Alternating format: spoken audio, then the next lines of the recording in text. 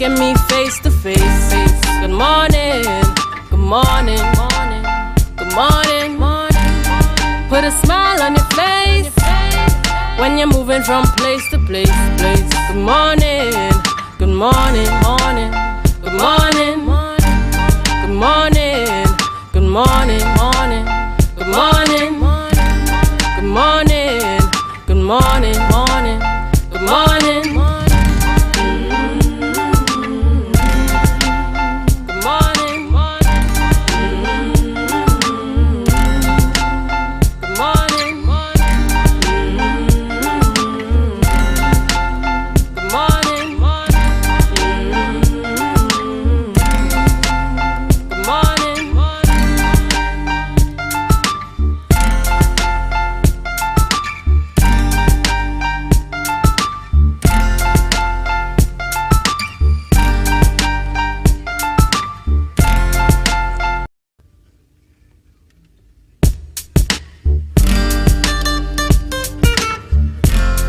Want the microphone, morning.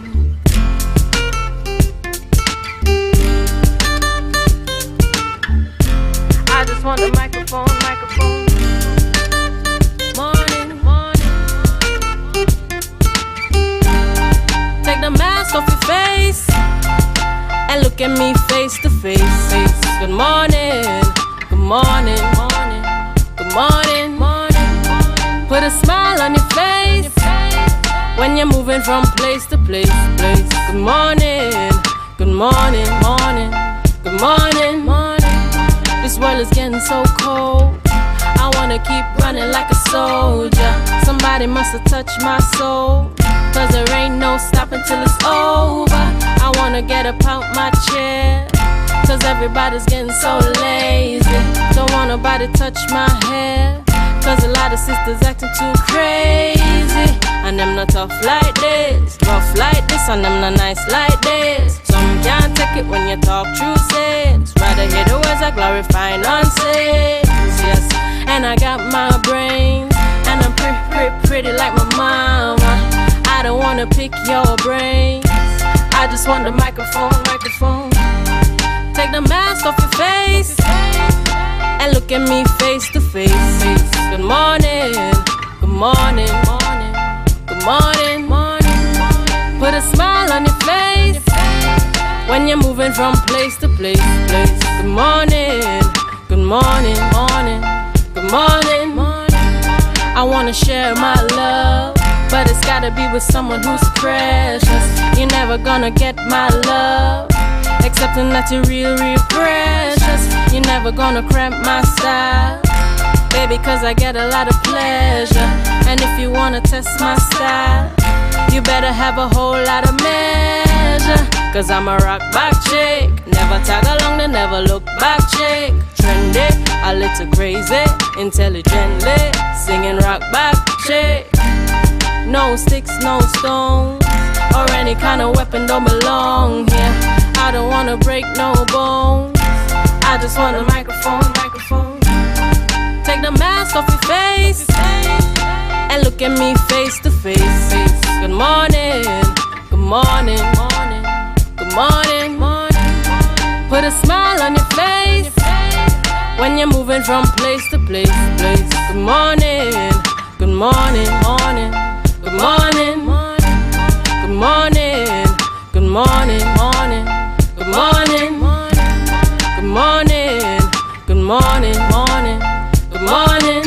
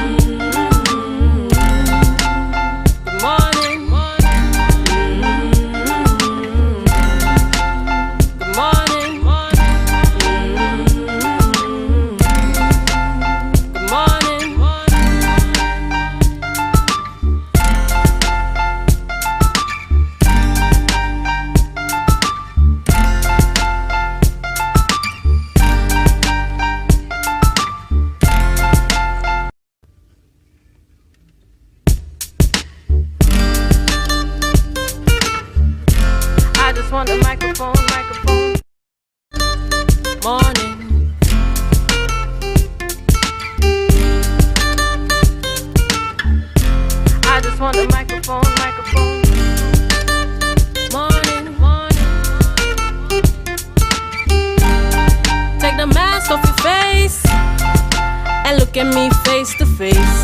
Good morning, good morning, good morning, put a smile on your face when you're moving from place to place. Good morning, good morning, good morning. This world is getting so cold. I wanna keep running like a soldier. Somebody must have touched my soul, 'cause there ain't no stopping till it's over. I wanna get up out my chair, 'cause everybody's getting so lazy. Don't want nobody touch my head.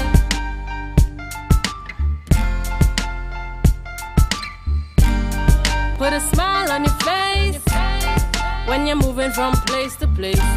Good morning, good morning, good morning.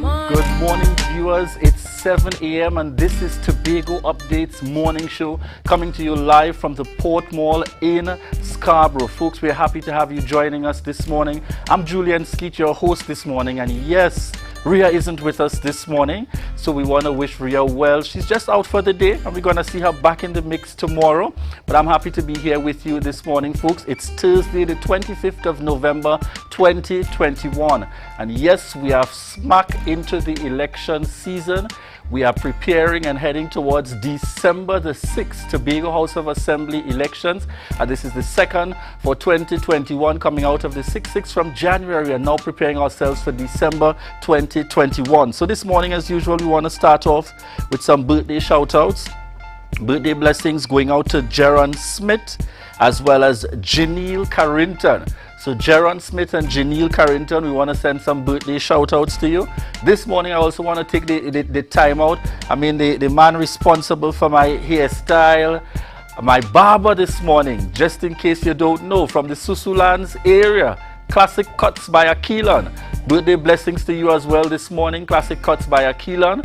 Birthday blessings, and we trust that you have an enjoyable day coming from the Tobago Updates family. I'm also told, I got that communication just in time, sending birthday greetings to mom as well, coming out from Ria and Aliyah.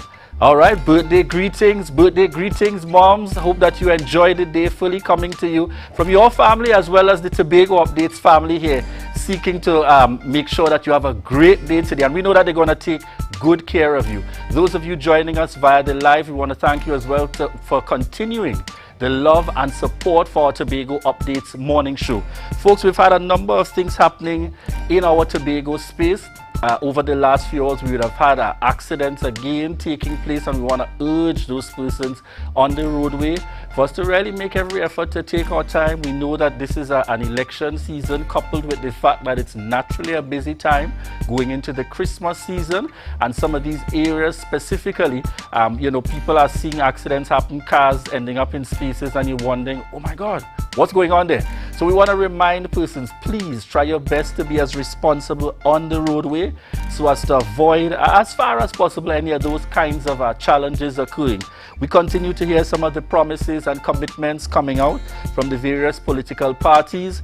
We would have heard the PDP, Farley Chavez Augustine, on the platform making commitments regarding contracts to be regularized under the PDP, speaking to teachers, speaking to nurses and so on, in terms of persons who continue to have challenges over the years.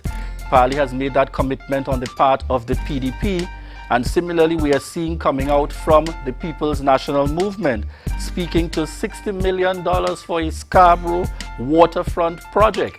And just in case you drove in like me this morning, the billboards are up on the Esplanade area, speaking to the PNM's indication of $60 million for the Scarborough waterfront project that they are giving an indication is carded to take place within this upcoming term, should they be elected to return to office in this upcoming election on December 6th. In fact, the political leader, Tracy Davidson Celestine, has given a commitment that from as early as January 2022, you can see works progressing in that direction with the Scarborough waterfront project. And then we know on the flip side, we also have, starting from as early as the last campaign, late 2020, a commitment coming through the PDP Trevor James, the PDP candidate, proposing the city of Scarborough, a totally new project looking at the full outlook of Scarborough and the environs in terms of recreating that space. And we have seen the video shared on social media. He would have been on with us as well, sharing the plan for Scarborough. We also had the situation taking place where a Tobago school teacher dies from COVID.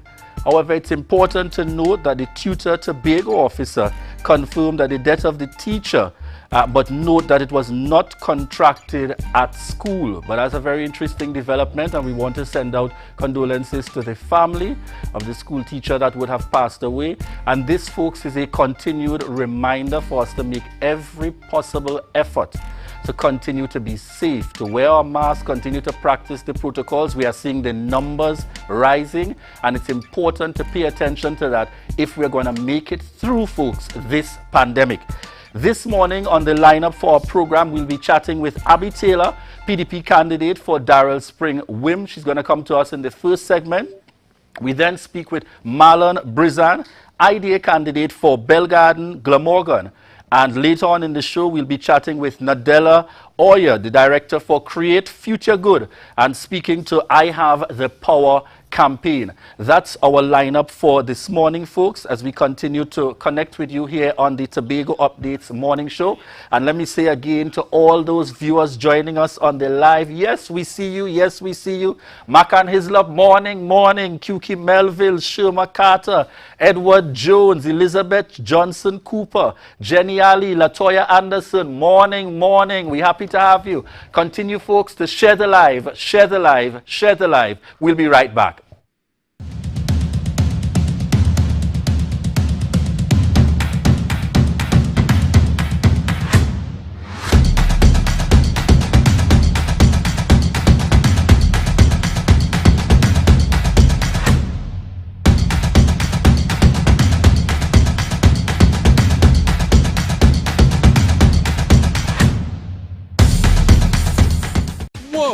It's the Quartz Black Friday sale.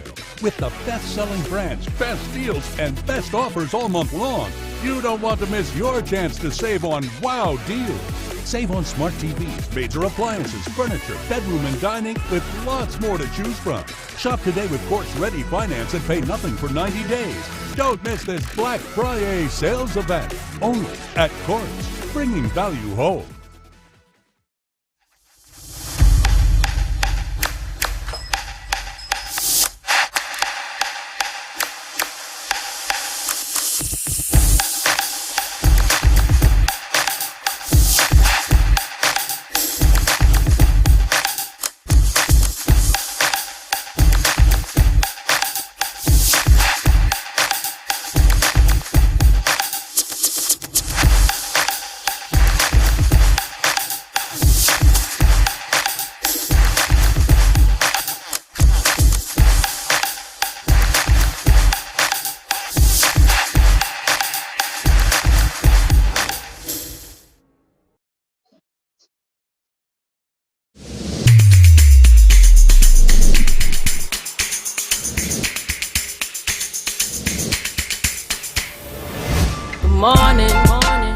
Good morning. Put a smile on your It's a different type of thing down there. And we party till we drop down there.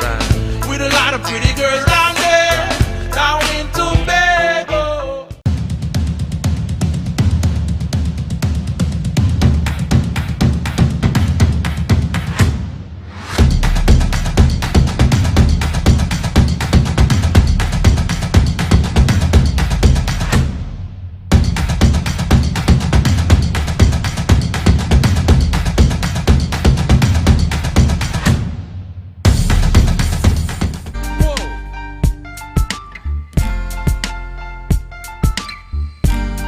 Put a smile on your face when you're moving from place to place. Good morning. Good morning. Good morning, viewers. It's 7:08 a.m. I'm Julian Skeet, and this is the Tobago Updates morning show. In this segment, we are chatting with Abby Taylor, the PDP candidate for Darrell Spring WIM. Good morning, Abby. Good morning, Julie. How are you doing this morning? I am good. Right, we have to give a little trouble when we're on the set, you know. Morning, morning. I love that song. I love the introduction. So we have to get into the comfort zone. And this is my time where I say morning, morning to Cindy Taylor and the entire team joining the live. Yes, Cindy is my classmate as well. We're very good friends indeed, very good friends. Yes. So no pressure at all, but you know Cindy looking on and she expects nothing but the best this morning. Absolutely. So Abby, I want us to start off by giving the people of Tobago a sense of who is Abby Taylor? Well, you know, I found that to be one of the hardest questions to answer. How do you describe yourself to somebody? And I think that the best way that I can do it is through my stories. I think that we are a combination of our experiences. I am a product of a single parent home, and I think my mother did an awesome job raising her 4 children. I would have suffered some defeats in life, some setbacks. I got up, you know. I think I represent resilience and grit and determination. So in essence, that's who I am. Outside of my accolades that I have done academically, I'm a single mother of 3, which I'm very proud of. I'm proud of all my children. So essentially, that's just who I am. All right. Tell us a little bit about your academic background, Abby. You know, we are in a society where there are much issues surrounding the topical area of something such as procurement. And I know that certainly. Tell us a little bit about your background in that area. Well, as I told somebody earlier this week, procurement is something that I fell into. Currently, I function as a procurement manager at the Tobago Festivals Commission. It wasn't something that I said, okay, I'm going to school, I'm going to learn supply chain management. That wasn't the case at all. I have a Bachelor's of History, Bachelor of Arts in History, and I have a Master's of Arts in Carnival Studies. And those are the 2 things that I hold near and dear to my heart. But procurement is something that I have grown to love, and I see it almost every day. It's hard to not see procurement in my everyday life now. It's so much part of our everyday functionings, and it really speaks to how procurement and supply chain management affects the everyday man. So I'm really glad that our slogan this year is "Let we fix it," because it causes us to take ownership, and it also causes us to look at the things that affects our bread and butter issues. So I want to treat it, I want us to start off by looking at that same issue in terms of procurement. What can we look forward to from a PDP administration in terms of, I know that many on the platform have spoken to transparency, something critical and so on. When it comes particularly to the laws and the procurement regulations that govern how we operate, what can we look forward to from a PDP administration? Well, the current law that exists, unfortunately, in my readings, does not take Tobago into consideration. And where I function as a procurement manager in festival, culture is not part, it was not taken into consideration with culture at all. So that's definitely an issue that we would have to treat with how do we procure services, talent in that respect on the island. Another thing that we would be looking very closely at is how we can, because as it stands now, procurement is the acquisition of goods and services or works. And there are so many talented, young, skilled persons within the community. I would like to see procurement be a little bit more community-based, whereby we have a whole plan for Scarborough. That's employment right there. We would be able to, by way of a skills bank, where we'll be collecting data, collecting what are your skills, your trade, we would be able now to utilize persons from within the community to now be part of the workforce for the plan for Scarborough. All right.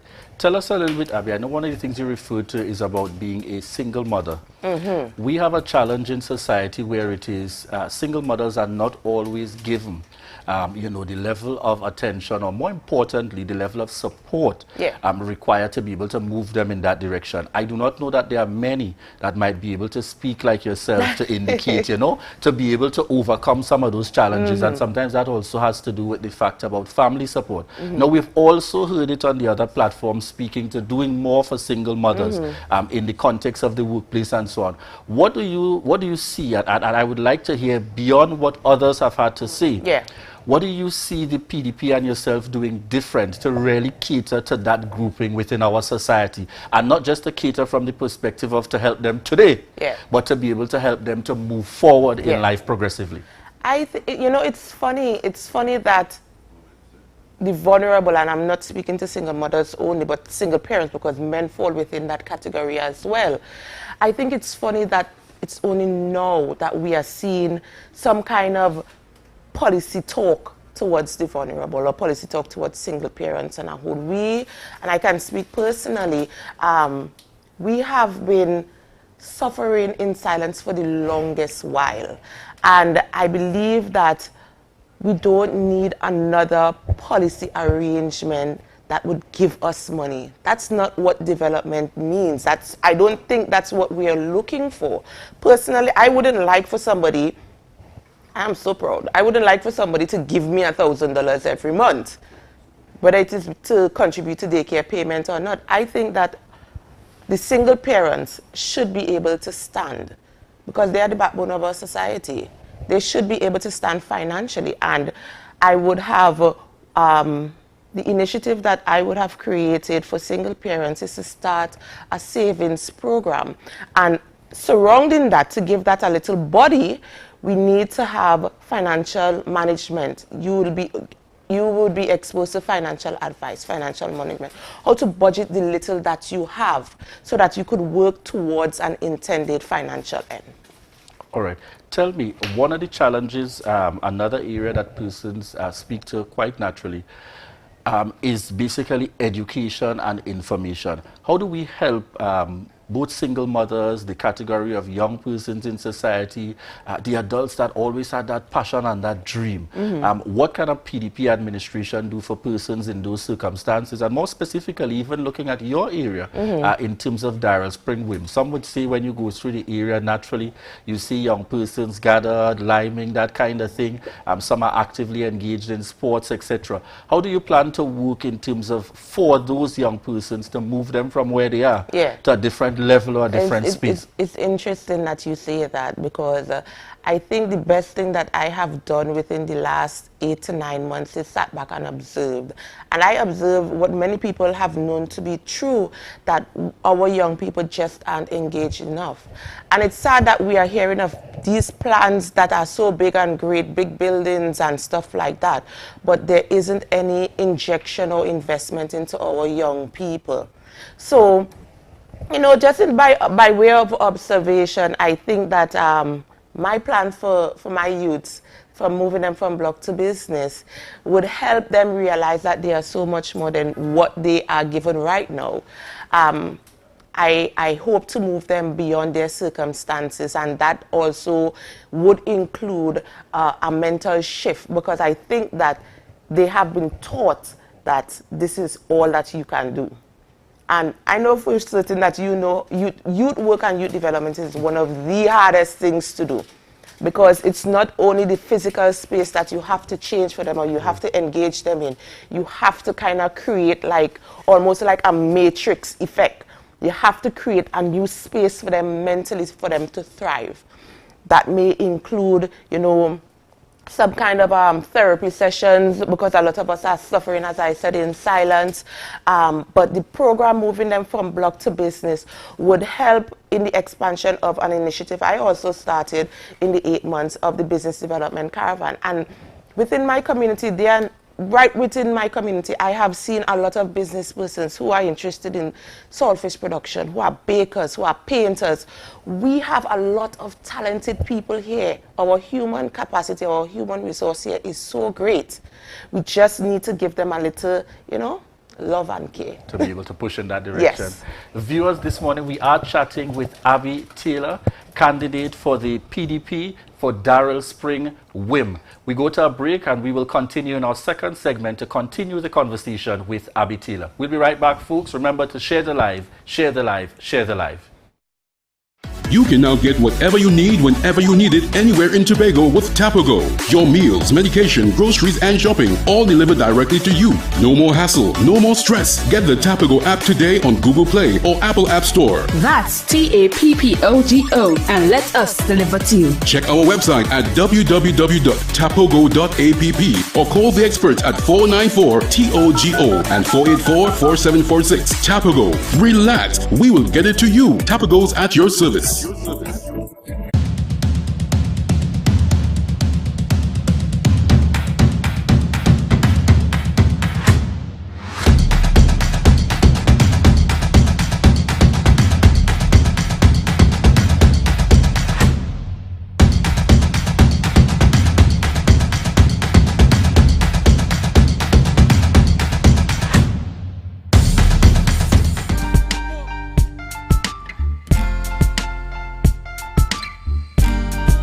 a smile on your face when you're moving from place to place. Good morning, good morning, morning, good morning, Morning. It's 7:19 a.m. and this is the Tobago Updates morning show. I'm Julian Skeet, and in this segment we continue the conversation with Abby Taylor, PDP candidate for Darrell Spring WIM. Abby, just before we went to the break, we were speaking about, you mentioned two projects, and usually politicians like yourself would come and mention grand names. Tell us a little bit more about the concept behind the Business Development Caravan. I know that's one of the ideas that you were just speaking to. Yes. So, as I said, within the last 8 months, I would have observed that there are a lot of young entrepreneurs within my community. Old one as well, but, you know, young, let's just say entrepreneurs within the community. But they lacked a lot of what I believe to be common knowledge as to where they want to go. So the Business Development Caravan was a very intimate program where I sat along with a facilitator and helped guide persons into building out their business dreams. So that would have taken the role of probably me issuing them a form for the BDU grant, explaining to them what the BDU grant is, because I believe that a lot of people don't even know the programs that we have existing right now. For most persons, they needed support in marketing. And we live in a technologically savvy world, and I don't understand sometimes how people don't know how to utilize social media well to their benefit. So we used to have consultation where that is concerned. And even also the other grants that may exist within Trinidad, because there are a lot of programs in Trinidad that could help by way of funding or some kind of capital injection. I remember that one of the programs that I came across on social media and Instagram was an initiative for confectioners, persons who make the Tobago sweets. That's exactly what the program was titled. They were looking for persons who make Tobago sweets.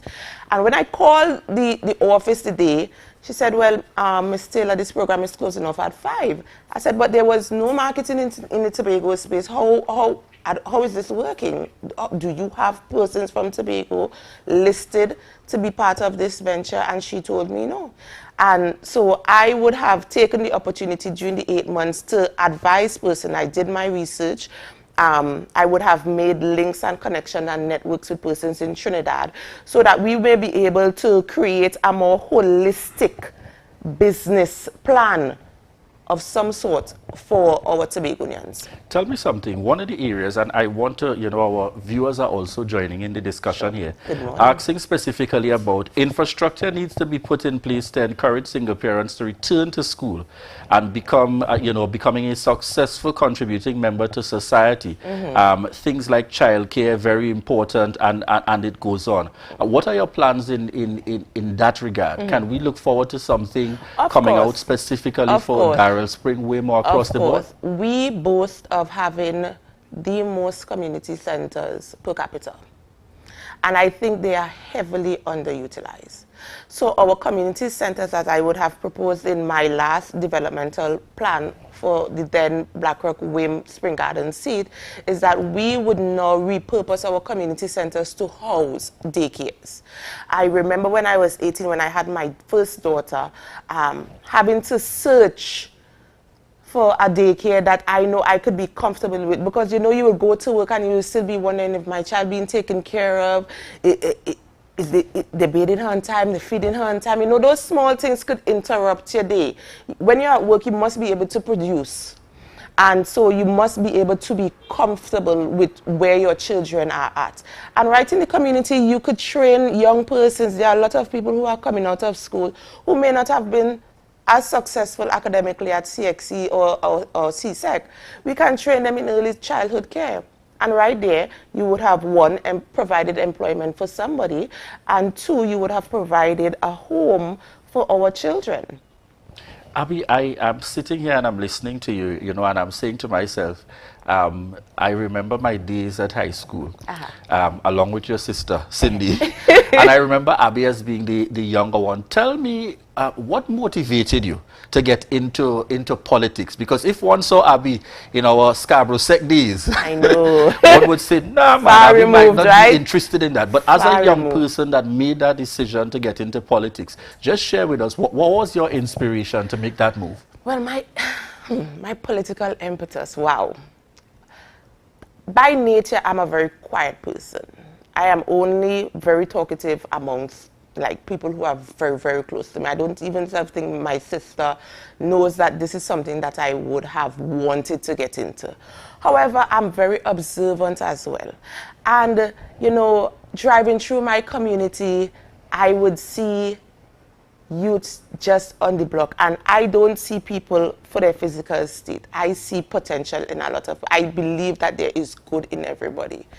And I would have said to myself, why are these people just wasting it? So at evening, I pulled up to one of the young boys on the side of the road, and I asked, I said, why are you always here? And he said, well, there's not really much for us to do. So I asked him, do you have a skill? And he said, yeah, I'm a licensed plumber. I was like, oh my God, you are sitting down on so much. And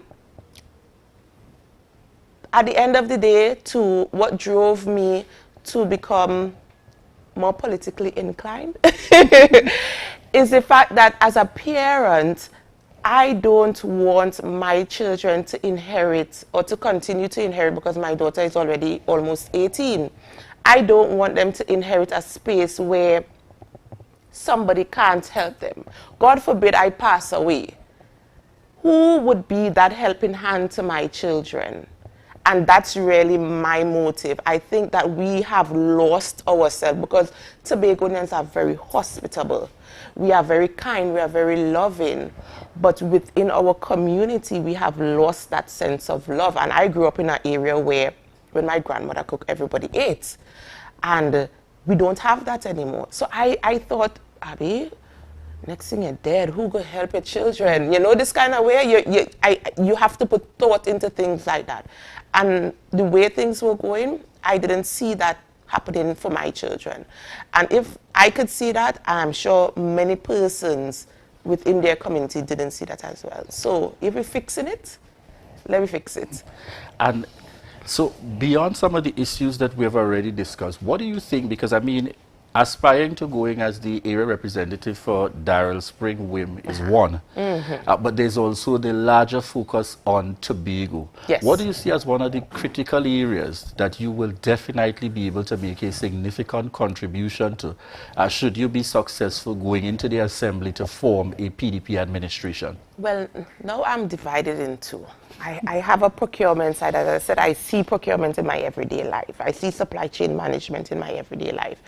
I also see culture in my everyday life, because it's who we are, it's how we talk, it's how we, I mean, look at my hands. It's just the expression of self. So on the business side, right now in Miami, there's what we call, or what is called, a supply chain logjam, where a lot of containers with supplies are just being stacked without offloading. So the supply chain itself has been crippled by COVID. And again, I'm very observant. I wondered why it is we couldn't be more prepared for COVID, business-wise. And as a procurement manager, I realized that our major problem here on the island is inventory.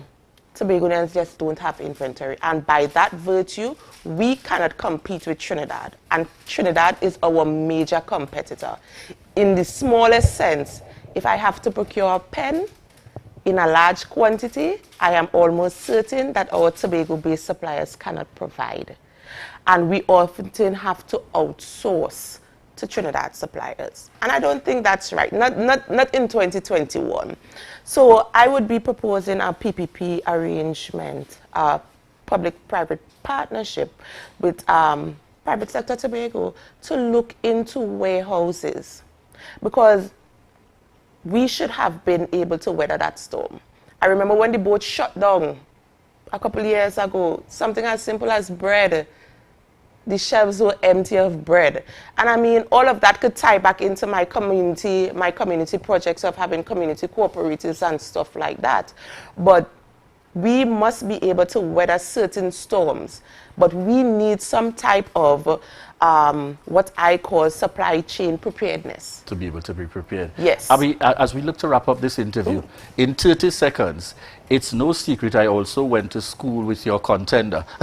That's also offering himself. And as the assemblyman thus far, he is one of those who has been out there.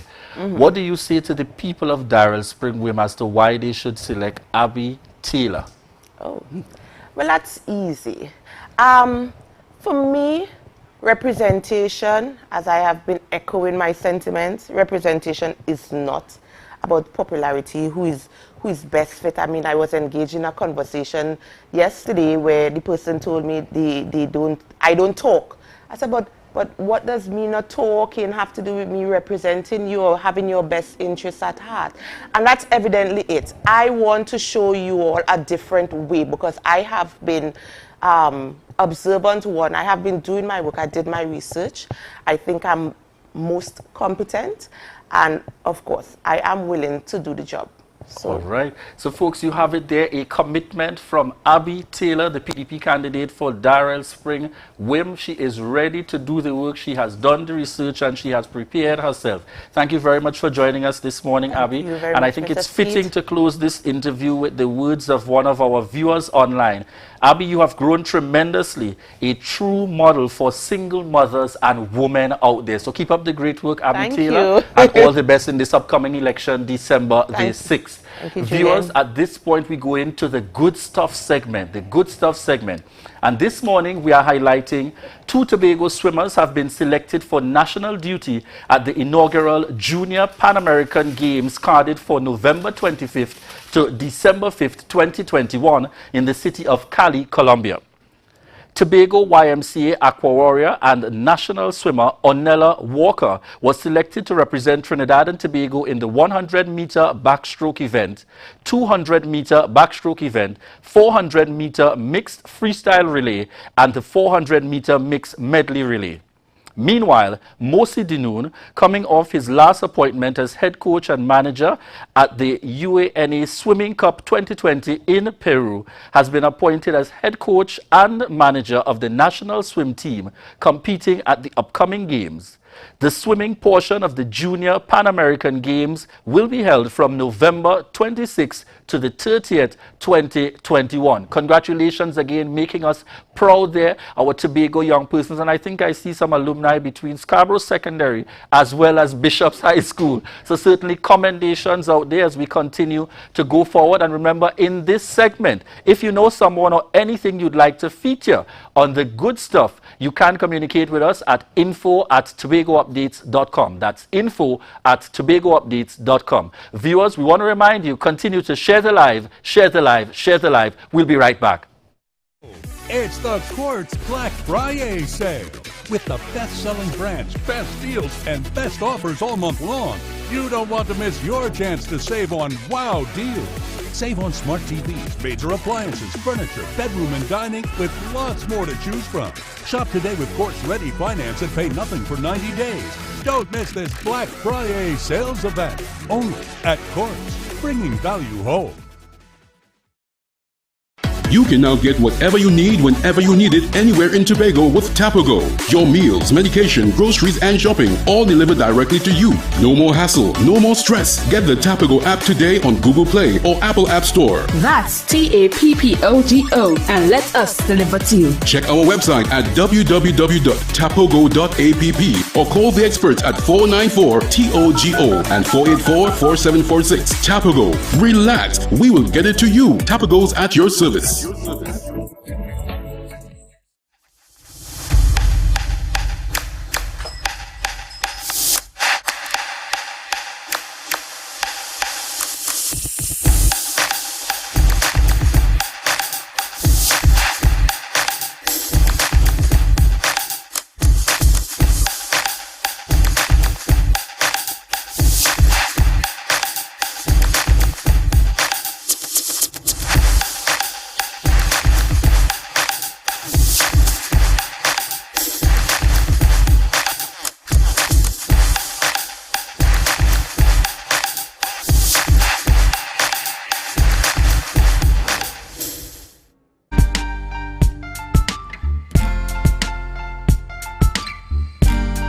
Put a smile on your face when you're moving from place to place. Good morning, good morning, morning, good morning, morning.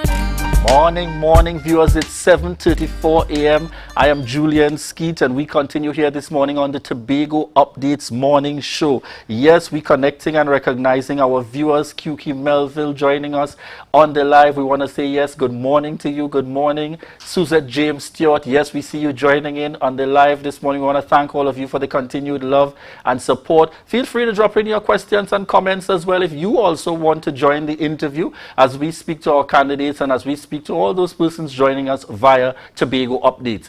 In this segment, we are chatting with Marlon Brizan, IDA candidate for Belgarden, Glamorgan. Good morning to you, Marlon. Belgarden, Glamorgan. Plymouth, Blackrock. Oh, it's a Plymouth Blackrock. Yeah, all definitely right. Plymouth Blackrock. All right, good. So let me just make that quick correction from our information here. So you are offering yourself for Plymouth Blackrock. Yes, I am. And you know one of the areas when you hear the Brizan name, you start naturally by speaking to the fact that we have seen within our political landscape. What's your relation? So Michael Brizan is my father.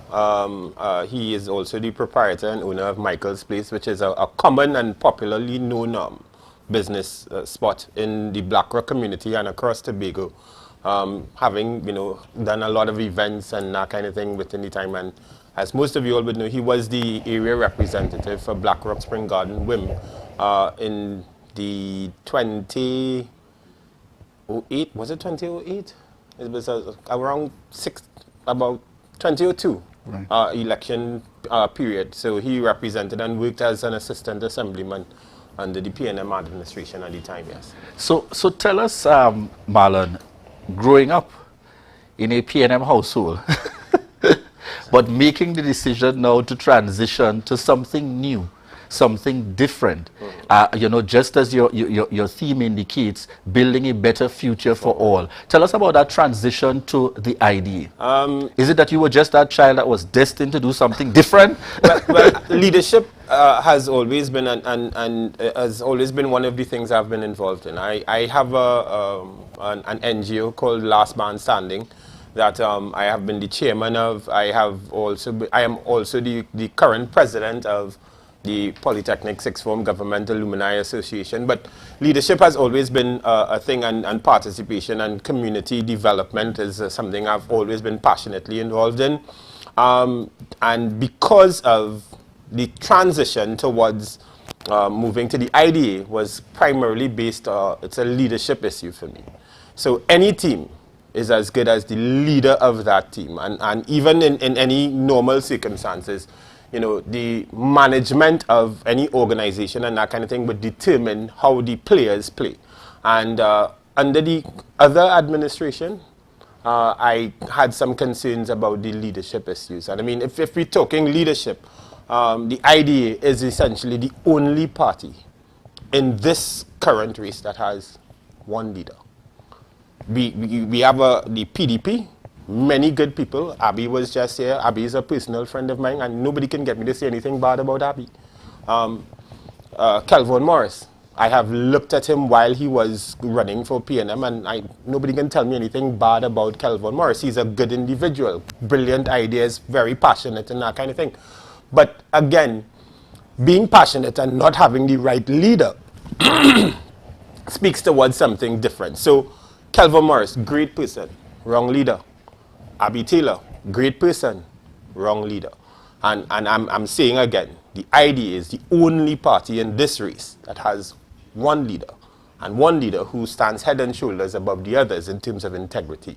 If you were to look at the PNM side of it, and I probably shouldn't, and I really don't want to get into name calling, but if you look on the PNM side of it, we have possibly 3 leaders in the form of Ansel Dennis, and we're talking facts here. We're not trying to claim you're making there. Listen, we're not trying, but we're talking facts. Let's talk facts. So we have Chief Secretary in the form of Ansel Dennis. We have Tobago, the leader of the Tobago Council in the form of Tracy Davidson Celestin. And then we have the Prime Minister, who is, you know, the head of the PNM altogether. So who is actually the leader of the PNM team? In the case of the PDP, we have Watson Duke. He's the political leader. And then we have Farley Chavez Augustine, who's the deputy political leader, but is being touted as the person who's going to be the chief secretary. Which brings the question, so where is Watson Duke going to be, you know, where is he going to be placed? What is his position? We've been assured it's not going to be in finance. Then the question asks, where is he going to be? Is he going to be led by the chief secretary? So the leadership issue is contentious at best. In any circumstance, no matter how you turn it, twist it, try to look at it, it is going to come down in the end to leadership. Note, as I said, great people on the other side. Wonderful people, wonderful individuals. So I'm not about bashing people, because everybody is more or less very well intentioned. But leadership is going to be the deciding factor. So as we're speaking to leadership, I want you to go on a little bit to indicate, in your view, what distinguishes your leader among all those other persons? Mrs. Sawyer-Fat, let's look at it. Okay, so what are the characteristics that Mrs. Sawyer-Fat possesses that would call her leadership into question? She has been the leader of the House, the Tobago House of Assembly, in the form of management as the presiding officer. She's the chairman of the Festivals Commission. Have you heard Mrs. Sawyer-Fat's name bandied about in any of the things on the hustings? Have you heard anyone? We've almost been, you know, not looked at all because of the fact that she is our lady of integrity. You haven't heard anyone say, well, you know, Mrs. Sawyer-Fat was, you know, her hand was in this kitty, or she was accused of doing this. You have not heard any such accusations coming out against Mrs. Sawyer-Fat at all. She is a person, and a lot of people, I mean, I had a conversation with somebody who called and tried to bring up something about Millshave, and I said to him, present the facts. And I challenge anyone. Bring the information that says, or suggests, or even suggests just a little bit that Mrs. Sawyer-Fat's integrity has been compromised. There's speculation, but no evidence or facts to support it. All right, duly noted. But as we move along, we want to get into your electoral district of Plymouth Blackrock, and that's under one of the modifications and the new configurations in terms of the 15 seats. What do you identify as one of the major issues to be treated with in that electoral district, which it's probably safe to say has been dominated, particularly that Blackrock area, by the current administration over the years? All right, so the primary or the major issue within the Plymouth Blackrock constituency has been the Plymouth Jetty. And I mean, when I met with fishermen and we had a discussion about how we can move this forward, I did not have all the information at the time. So I said to them, can you give me a minute? Let me find the information out. Let me do my research. Let me find out what exactly is the issue. And my investigations revealed that the issue at hand in relation to the Plymouth Jetty is quite muddled, and it's mired in a number of other issues that are unspoken. So, for instance, there is, and again, it calls a number of things into question, but everyone, at every step of the way, has gone on record for acknowledging the issue. So we have, in 2012, we have the Tobago House of Assembly indicating that the jetty would be demolished within a month or two, and they were saying they were looking for an underwater engineer to, remove the piles. We have the Division of Health saying around the same time that the jetty itself was a health issue. We have Watson Duke as recent as September, early September 2021, saying that he stands with the Plymouth fishermen in terms of resolving the issue. So a number of people recognize the issue. The PNM administration has had more than 20 years to resolve the issue, but they have not been able to do so. And I proposed a suggestion to the fishermen that would have seen a possible movement of the situation towards resolution. And we've kind of put it on hold for the time being. But what I suggested was that we sing with one voice. Because at the end of the day, whether it's a PNM solution, an IDA solution, or a village council, or the Plymouth fishermen solution, I think the solution is mired in the results for the people of Plymouth Blackrock. And I suggested that we all sing with one voice. I think what is happening is one person wants to take the fame for, well, PNM solved the issue, or Watson Duke solved the issue, or the IDA solved the issue, or Tracy solved the issue. And I think it's not a PNM or an IDA or a PDP solution that is required. I think it's a Plymouth solution that is required, meaning that everyone should come together and say, listen, this is an issue. It has been an issue for 20 years. There are several people on record as saying, we want the issue resolved. We all want to resolve the issue. Then let's sing that song together. Not me going by myself to try to take the claim to say, well, I fixed the jetty. Let's fix the jetty for the people of Plymouth, because the people of Plymouth deserve it. The fishermen of Plymouth deserve it. The fishermen from Blackrock that use the Plymouth jetty deserve it. So my suggestion was that we come together, regardless of your political affiliation, and say this is an issue we want to have resolved. And that too has been an idea approach, in terms of we are saying, at the end of the day, no matter who wins the election, an IDA representative is going to have to represent people who voted PNM or people who voted PDP. And that is what representation is about. It's about finding solutions with consultation and with using members of the community to get that. So if a PDP person in the community can help bring a resolution towards a problem that exists within Plymouth, I have no issue with partnering with that person or having a conversation with that person towards finding a solution. How do we treat with, Plymouth is one of those areas where, of course, the culture within our Tobago space, as per usual, you go from village to village and you see it as well. A great proportion of the young person spending a recreational time, whether it be on the block, on the corner, liming and so on, a mixed grouping, in fact, because you have the young and you have the not so young. What are some of your plans or projections to help to have these young persons engaged even more, so that I think recreation is important, but the question is, how do we reduce that time so that more of that time is probably spent with productive engagement? What are some of the plans if you are elected as the area representative? Okay, so I have engaged a number of those individuals, both in Plymouth and both in Blackrock.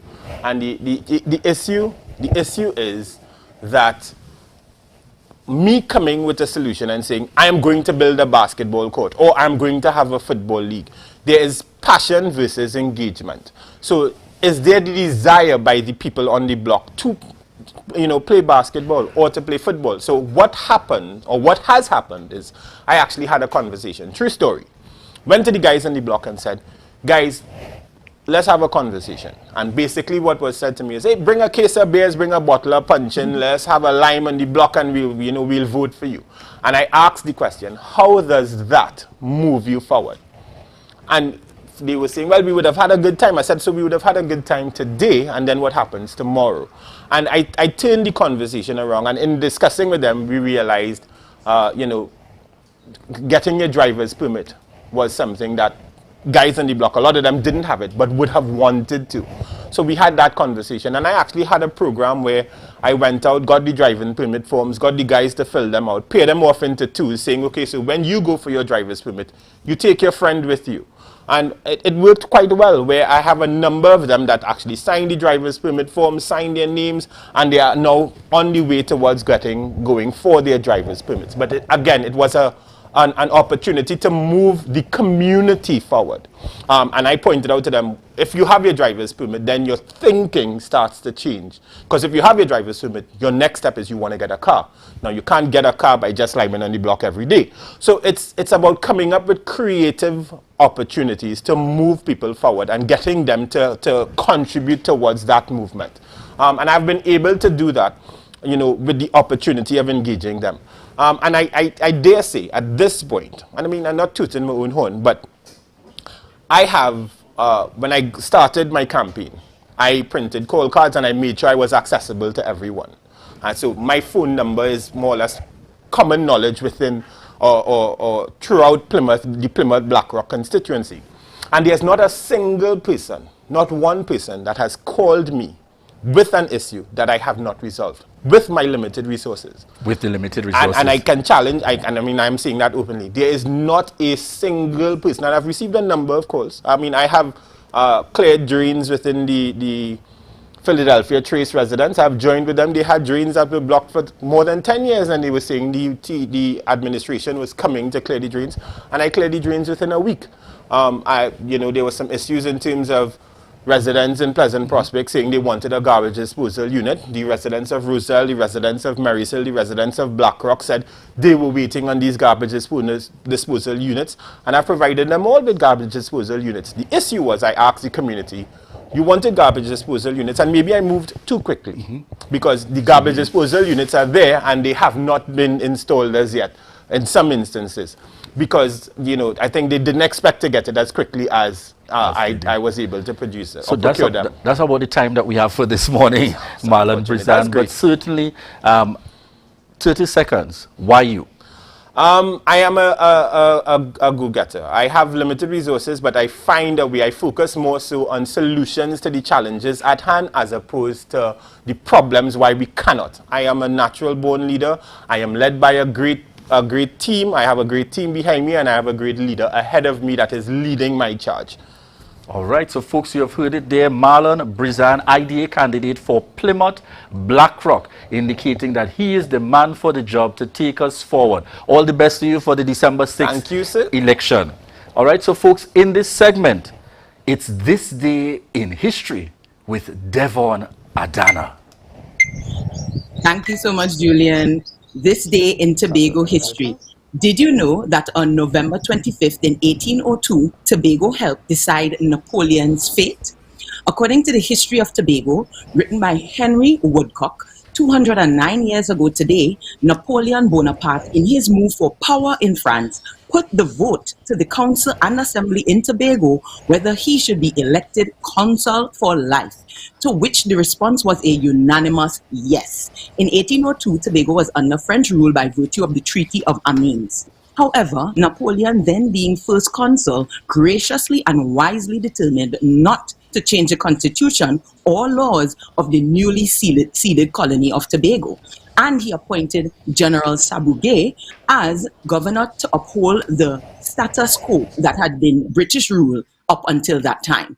The new governor came to Tobago in October of 1802 and met with the then Tobago Assembly, informing them of his intention to carry out Bonaparte's decree in the most liberal spirit. This dispelled fears of Tobago's British inhabitants, who naturally were uneasy about what was to come with French leadership. Needless to say, they were pleased with their new governor, and the British legislature granted him the customary British governor's salary of £3,300, which in today's money would be $337,000 and $337,000 in 2021 money. and the assembly granted him a further gift of £4,000. However, the general died before the money could be raised, and the gift was in turn bestowed upon his widow. On the death of Sabugay, Napoleon, in his bid for more power, caused the question of his becoming first consul for life to be posed to the power players in Tobago.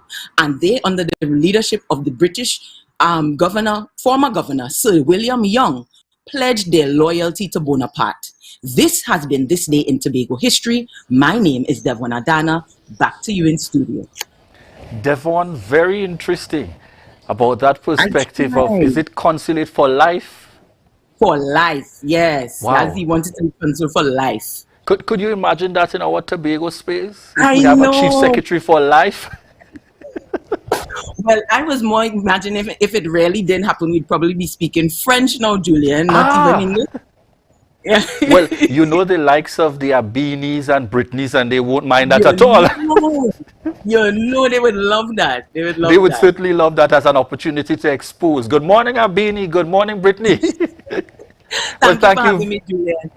Thank you very much, dear Devon Adana, for bringing us this day in history. All right, we want to continue to thank our viewers. I see the birthday girl has joined us online, Keola Duke, known by another name, but we'll stick with Keola Duke for now. We trust that you have had an enjoyable birthday yesterday and continue the celebrations into the weekend. If you're Julian Skeet, that's what you do when your birthday is so closely connected with a long weekend. Good morning as well, Katie. We're seeing you on the live. Adriel, Kirky, QK, thank you all so much. We encourage each and every one of you joining us on the live. Latoya, continue to share the live, share the live, share the live. We'll be right back.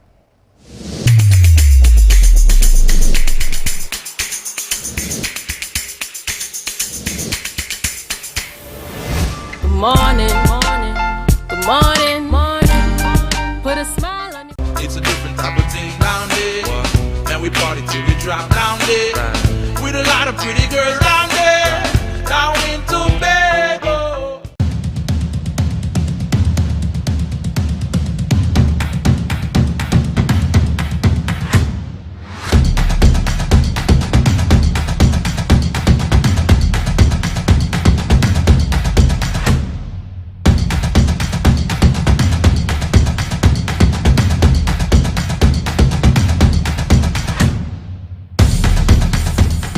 Whoa!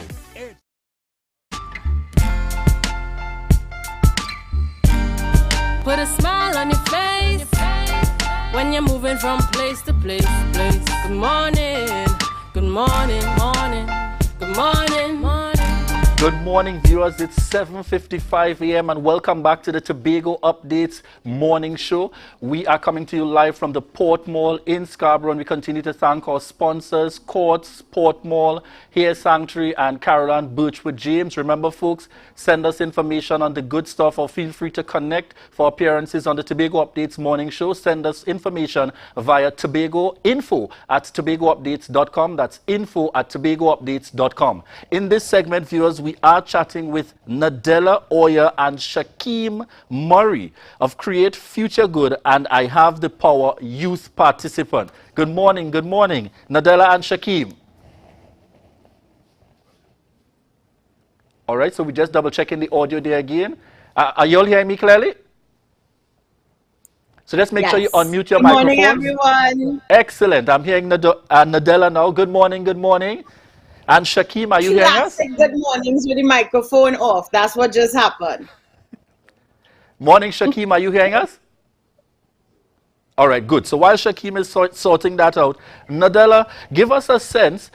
Tell us about the the responsibility of Create Future Good with this initiative. Oh, well, Create Future Good is one of the NGOs that is participating. I say NGO, but a lot of the times we're referred to as a civil society organization. We consider ourselves to be a social impact organization, and we're one of 30-something. I think the number went up to 33 last night.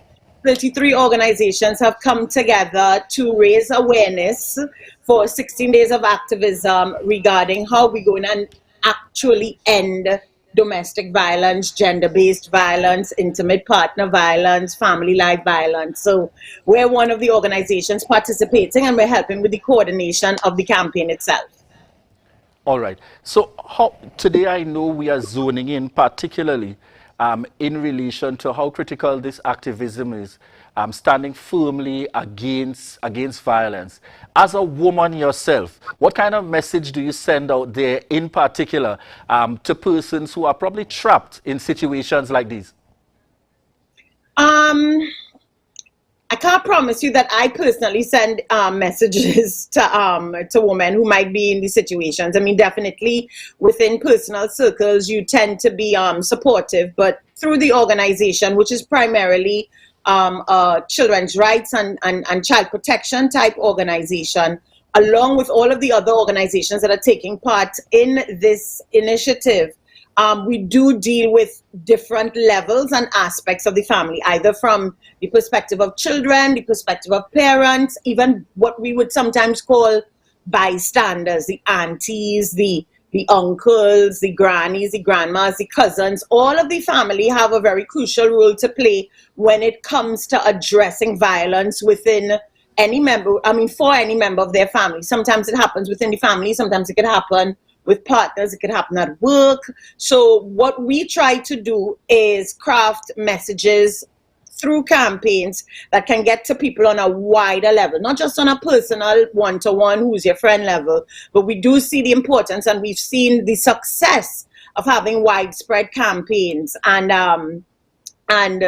we have usually, our technology, our methodology is to work with the people who are going through a particular issue and let them deep dive into what the issue is, let them figure out what the solutions are for them, rather than it just comes from an outside party, and then work with them to formulate the messages and campaigns around the communication, around the solutions, so that those messages can reach the people that are being affected. And that's why we're here this morning, and that's why we have Shakeem with us, because Create Future Good was in Tobago a few years ago, and we worked with the most amazing and brilliant set of young people, and they were very, very brilliant and brave in terms of saying what were the issues that they wanted to address for young people in Tobago: incest, mental health, sexual assault, domestic violence, and suspended students. Those were the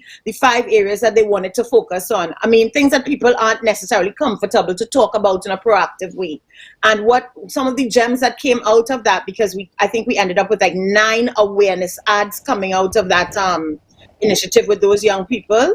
And we are featuring 3 of them as the mainstays in our campaign to end violence for the 16 days of activism. And the topics went around how to self-regulate, how to de-escalate situations, and conflict resolution as methods. If it is we could teach young people, children and teenagers, these 3 things, then when they grow up, or as they're growing, they could hone it. And as they get into adulthood and start their own families, they should be able to reduce instances, and I say reduce, but I want to say end, instances of domestic violence. And Shakeem Murray, who we have with us, was one of our star participants. All and right. Just to make sure that this is mentioned, when you're going in to talk to Shakeem, the teenagers from Tobago wrote, produced, filmed, and starred in. The only thing they do is distribute it. But I mean, they literally, from concept to finished product, this was by adolescents from Tobago. And I think we need to own that, because these ads have gone across the globe. So excellent. I hope Shakeem can share on it. You need to unmute your mic. Right, so make sure and unmute. All right, so we're still not getting you. So mute again and unmute. So mute and unmute first, because after that Nadella introduction, no pressure, Shakeem, you have to tell me about this experience.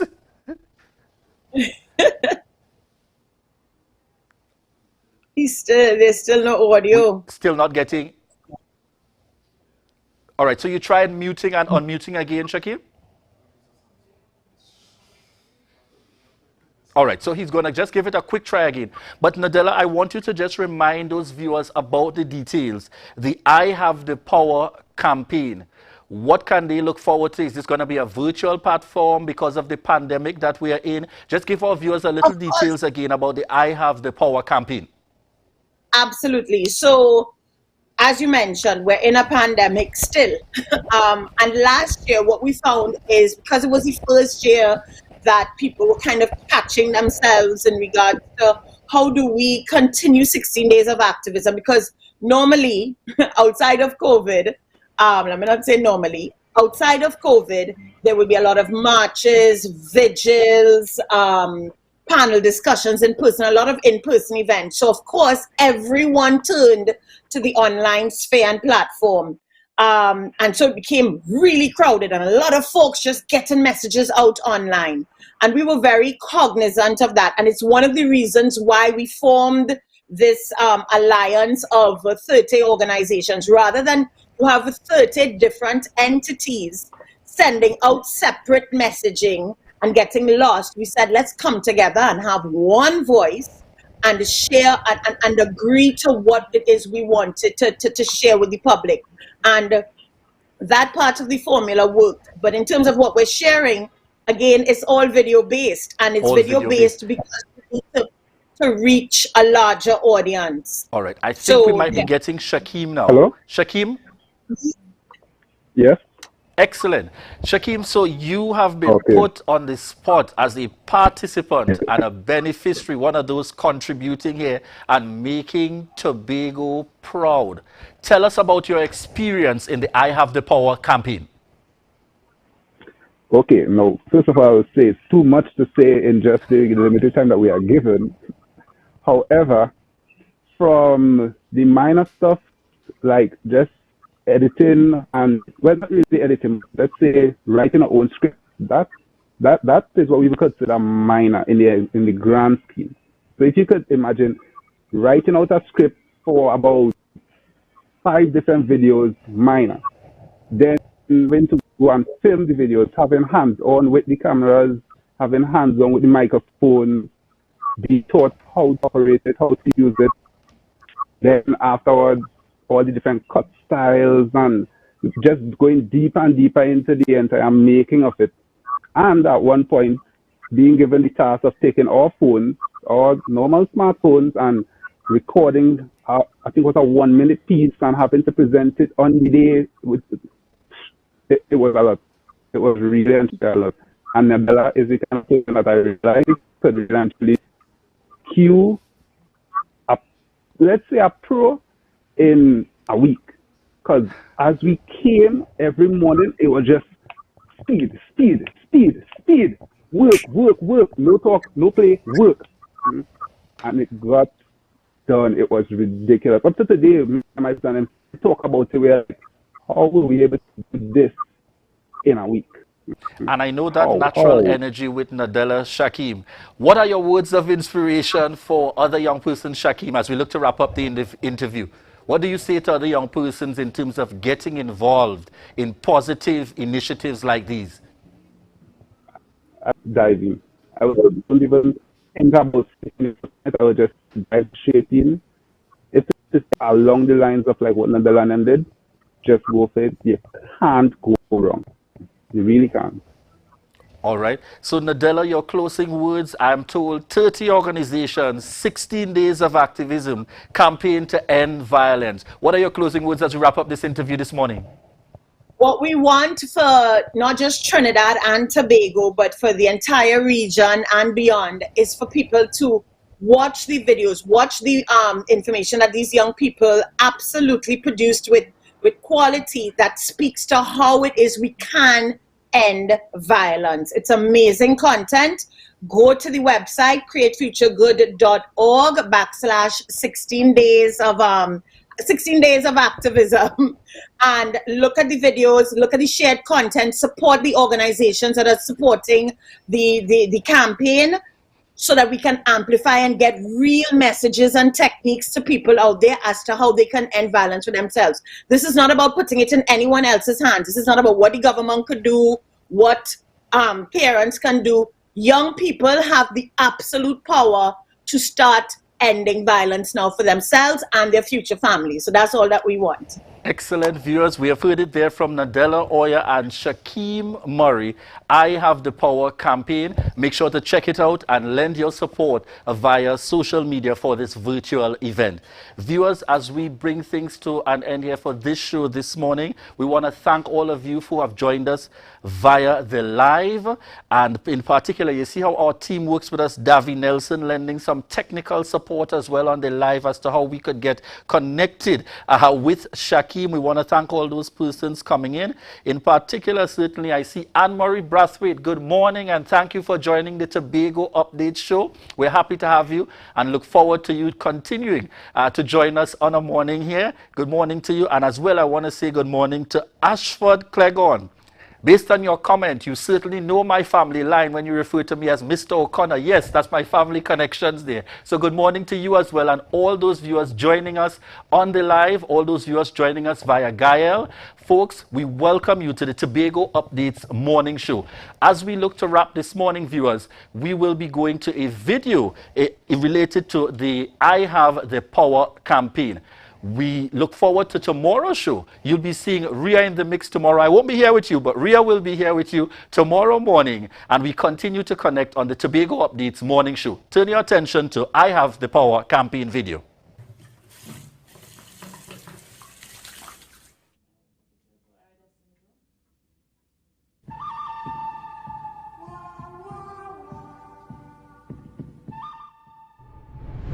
I hear you that we talking to my man. Excuse me? Somebody look like them want your man? Obviously, since I like to be up in the chat with all them heart emojis. Is your man that want me, sweetheart? Girl, watch now. Move your umpa, lumpa, big belly, googly eye, monkey looking self from here now. Look to press. Who you calling monkey? You see the condition of your face?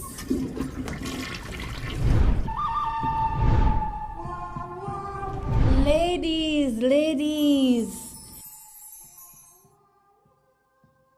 did you know that you can de-escalate a situation without the use of violence? You know that's like reducing the intensity of a conflict. Okay, so step 1, calm yourselves. Step 2 is to take a deep breath. Okay, so with me. Breathe in and breathe out.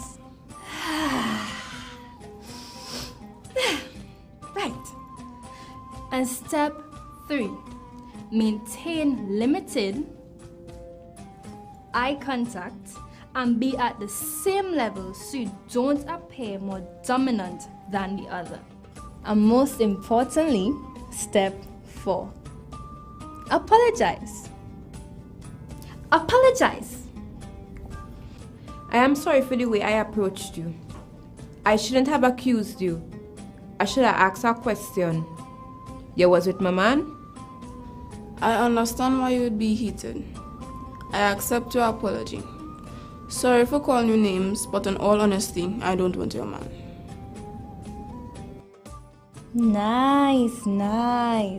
So we see de-escalation can solve everything. So I have to go now. Bye.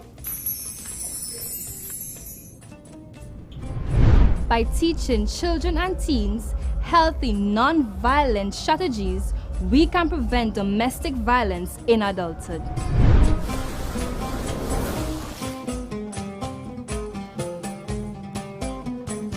I have the power to end domestic violence.